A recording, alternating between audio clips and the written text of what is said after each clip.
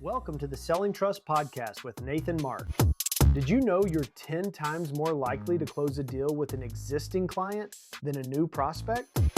Today, we're diving into the Mark method to help you transform transactions into lifelong partnerships and build a referral flywheel that works for you 24/7. Hey, Nathan Mark here on another episode of the Selling Trust Podcast. We're going to talk about something awesome today. Divorce. Woo! Yes, the D word that everybody hates. Yes. Why? Where did this come from? What got me thinking about this? So I was at church today and the pastor's actually preaching through Mark 10. And Mark 10 actually talks about divorce. And, the Pharisees are confronting Jesus about divorce, which, by the way, in that time it was super popular and kind of like the hip thing to do. The idea of divorce was really being abused and just really freely used. It doesn't really sound like anything that we're dealing with today. Weird. So anyway, not to get too deep into the theology of it all, but there were some really specific guidelines that were kind of brought up in terms of how to handle or what's appropriate for divorce. And so that got me thinking, as an account manager or as a salesperson that calls on specific accounts, the relationship is a lot like a marriage, right? Relationships take work. Anybody that's married, even if you're dating, right? You know that relationships take work, right? Shoot, you can be single, but you have parents probably, right? Relationships take work. Your relationship with your mom and dad doesn't just happen, right? You got to put in the work. They got to put in the work, right? It goes both ways. Anyway, not to belabor this too much, relationships are hard. They're difficult. And if they are neglected, if the work is not put in, they have a tendency to degrade and maybe even fail, right? And so, for me personally, I started off my career with about 15 accounts, and today I sit at about 9 at any given moment. And so I've had my fair share of divorces. And I won't say that they're all for the same reason. I have divorced clients for various reasons, but I will say this. I wish that I had a sales manager who had been a marriage counselor for me.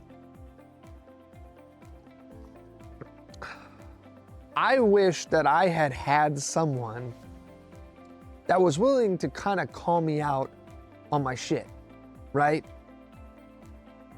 Because I think I would probably have maybe 2 more accounts than I do right now. I'm not gonna say that all the divorces were unwarranted, but I could probably point to 2 that I just got a little lazy. I just got a little emotional. I got a little heated. I got a little choosy, I guess you could say. I didn't want to put in the work. And in reality, the reason for the contentious relationship was probably more on me than it was on the client. So this talk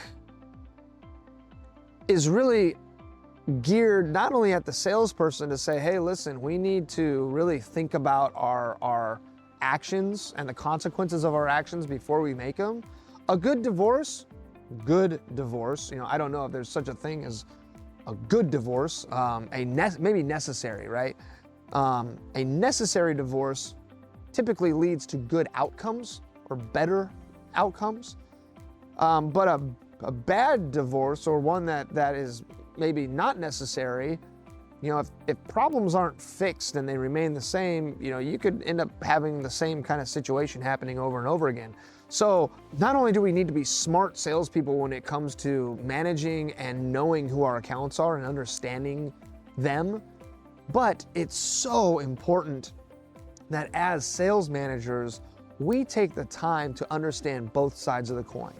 If we have an account manager coming to us and complaining about account, saying, XYZ about them, we can't commiserate with them. We can empathize with them and say, man, that's difficult. But we shouldn't say, oh yeah, that account, they're just a bunch of assholes. Man, those guys are just, dicks. That's not what we need to do. We need to seek to understand. We need to not throw people under the bus. We need to ask questions. And we need to understand the side of the story from the salesperson, and then we also need to understand the side of the story from the people at the account. We need to try and get a hold of the customers and get a hold of the clients and get a hold of whoever the salesperson is dealing with. Now, that should be relatively easy to do, and you should be able, as a manager, to set up a meeting with a client without the salesperson. And that's not a dig on the salesperson. What it is you're saying, listen, I respect you enough to have your back at this meeting that I set up, but I can't have you there because it's gonna be too contentious. You guys already have a strained relationship. I need to hear the problems as they see them in order to potentially in the future call another meeting where everyone is at the table and everyone is able to speak their piece, and then we're able to move forward. However, you gotta be able to do some fact finding solo before everyone comes together. Now, if your salesperson is up in arms about this and, you're not gonna go and see my client, you're not gonna be there without me, that's a huge red flag, right? What are you hiding, right? What's going on that's so bad or so secret that you have to be at that meeting? Your boss should be having your back. They should be vouching for you. They should be, defending you to the client as well as they can, right? As much as is appropriate. But they really should just be there with the client, seeking to understand the client's side of things. This is something that I wish that I had had. Like I said, I'd probably still have 2 clients that I don't have today, but who knows, right? It would have been nice, though, to have an impartial third party that took the time to hear me out, listen to me, empathize with me, and then turn around and have some meetings and do some fact finding with the client to say, hey, listen, we're gonna play good cop, bad cop. I'm gonna go in there and I'm gonna talk to them on your behalf, and I'm gonna find out what they need. And then you need to be able to commit to do the things that they need to move the needle. Conversely, if I go to this meeting and I find out, if they're hostile towards me, if they are a bunch of jerks, if they treat me poorly, if they're contentious and argumentative and combative, then you know what? Maybe they are an account that just does not deserve our company's time. But I'm not gonna be able to understand that. I'm not gonna be able to find that out. 1, without doing it, and 2, it's not gonna be effective if the salesperson's there, right? Go through the motions, though. Go through the process of fact finding. Be curious, right? Because in a divorce, nobody wins, right? Everyone kind of suffers equally. There really isn't a winner. And so the last thing that we really want happening here is the separation. It would be amazing to find an amicable way to solve the problem between the salesperson and the client, and then build a stronger relationship through the conflict. A lot of times that can only be done with a third party. That's why marriage counselors exist. It's why relationship coaches exist. It's why, therapy is a booming industry. It should happen, right? For the good of the company, for the good of profit goals, right? Someone needs to be able to determine, is the thing salvageable? And what are the steps? Or is it not? And how do we go about, making a clean split without there being a bunch of animosity? and to also ensure that it doesn't happen to the next rep that is potentially assigned to those people. If you're in my position and you don't have a sales manager at the time or right now to be able to sit down with you and be the impartial ear, and you need that, let me know. I'd be happy to talk through this with you. At the same time, if you're a sales manager and you have not dealt with this before, or you don't really know how to navigate the situation properly, I would be happy to sit down and have a coaching session with you.